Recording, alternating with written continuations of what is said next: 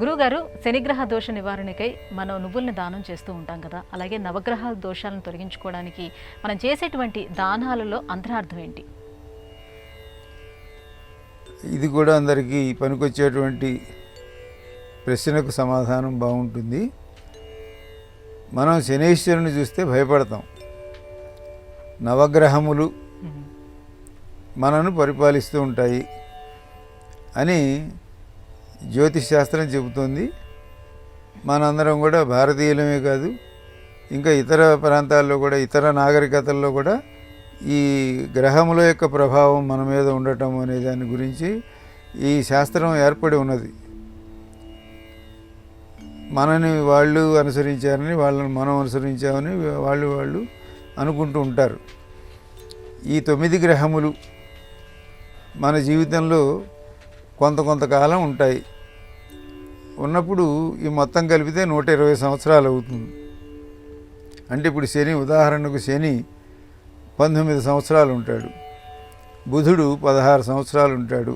ఇట్లా మనం ఏ క్షణంలో పుట్టామో, ఏ ఊళ్ళో పుట్టామో, ఏ రోజున పుట్టామో, ఈ 3 కలిపితే మనకి గ్రహాలు ఆ సమయానికి ఎక్కడ ఉన్నాయి అనేది ఒక చక్రం ఏర్పడుతుంది.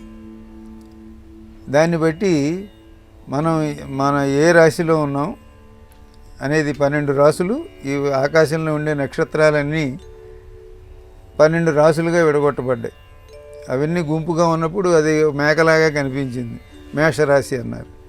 ఇంకొక గుంపు ఎద్దులాగా కనపడింది, వృషభ రాశి అన్నారు. ఇట్లా వాటికి గుర్తుపెట్టుకోవడానికి 12 రాసులు ఏర్పడ్డాయి.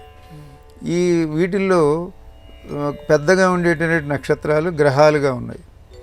ఈ నక్షత్రాలు సూర్యుడికి ఏది దగ్గరగా ఉంది, ఎంతెంత దూరంలో ఉంది అనే దాన్ని బట్టి ఆయా గ్రహముల యొక్క పరిభ్రమణం, భూమి వాటికి ఎంత దూరంలో ఉంది, మనం పుట్టిన రోజున, పుట్టిన ఊళ్ళో, ఆ పుట్టిన సమయానికి ఆ గ్రహం మన మీదకి ఏ కోణంలో చూస్తుంది, ఇట్లా లెక్క పెట్టేటువంటి శాస్త్రం మనకు బాగా పూర్వకాలం నుంచి మన దేశంలో ప్రాచీనమైన శాస్త్రం ఉంది. ఇప్పుడు ఉండే టెలిస్కోపులు అవి లేని రోజుల్లోనే మన మహర్షులు, వరాహమిహిరులు లాంటి వాళ్ళు కళ్ళతోటి ఆకాశంలో గ్రహముల యొక్క కదలికలను, దూరాలను, రంగులను కూడా లెక్క పెట్టారు. కుజగ్రహం ఎర్రగా ఉంటుంది, కుజుడి రంగు ఎరుపు అని వాళ్ళన్నీ రాశారు. ఇప్పుడు మనం టెలిస్కోప్లో ఇప్పుడు అక్కడికి వెళ్ళి చూస్తే కుజగ్రహం ఎర్రగా ఉంటుంది అని మనం ఇప్పుడు చదువుకుంటున్నాం. శాట్రన్, శనిగ్రహం నీలంగా ఉంటుంది, ఆయన చుట్టూ నీల వలయాలు ఉంటాయి అని ఇప్పుడు మన సాంకేతికంగా టెక్నాలజీ పెరిగిన తర్వాత అనుకుంటున్నాం. ఇది ఎప్పుడో చెప్పబడింది. ఆయన శనీశ్వరుడు నీలుడు అని ఎప్పుడూ చెప్పారు. ఆయన నల్లగా ఉంటాడు, నలుపు రంగు ఇష్టం, నీలం ఇష్టం. ఇవన్నీ ఆ గ్రహమునకు మన జీవితంలో ఉండే అనుబంధాలకు వాటిని పెద్దలు లెక్కేసి వాటి నుంచి వచ్చే మన ఉన్న కోణాలను బట్టి మనకు ఒక్కోసారి చెడు జరుగుతుంది. జరిగినంత మాత్రాన ఆ గ్రహం చెడ్డ గ్రహం అనుకోకూడదు.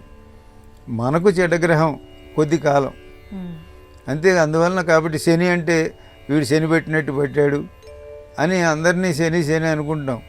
కానీ శనీశ్వరుడు చెడ్డవాడు కాదు.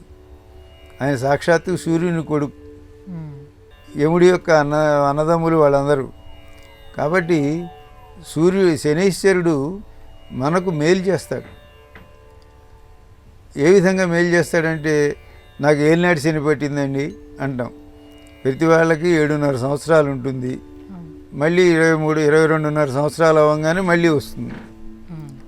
జీవితంలో ఒకళ్ళు 100 ఏళ్ళు బతికారంటే 4 సార్లు వస్తుంది.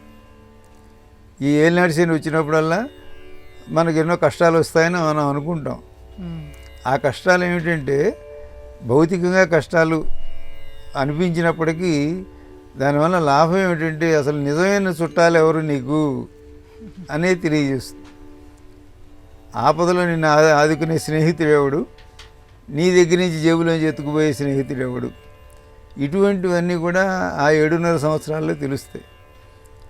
అది దాని లాభం తప్ప నీ దగ్గర డబ్బులు పోవటం నష్టం అనుకోవడానికి వీల్లేదు. కనుక శనీశ్వరుడు ఆ విధంగా మనకు ఎంతో మేలు చేస్తాడు, ఆయన ఎంతో లాభదాయకుడు. కాబట్టి శనిని చూసి భయపడరాదు. కనుక శనిగ్రహం యొక్క వర్ణాన్ని బట్టి నల్లని గుడ్డ ఆయన మీద వేయండి, దానం చేయండి, నువ్వులు నూనె దీంతో అభిషేకం చేయండి, అట్లాగే నువ్వులు దానం చేయండి అని అంటారు. ఇవన్నీ మనకు మనస్సుకు ఒక ప్రశాంతత కోసం, దాని గురించి దుఃఖపడకుండా నేను నువ్వులు దానం చేశాను నాకు పర్వాలేదు అని అనిపించుకోవటానికి.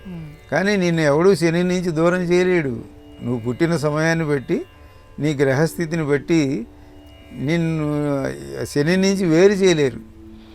కానీ ఆయన వల్ల నష్టం జరుగుతుందని భయపడుతున్నావు, నువ్వు దుఃఖపడుతున్నావు. ఈ దానం వల్ల నేను దానం చేసే శని నాకు ఏం చేయడు అని అనుకో, కాలం గడిచిపోతుంది.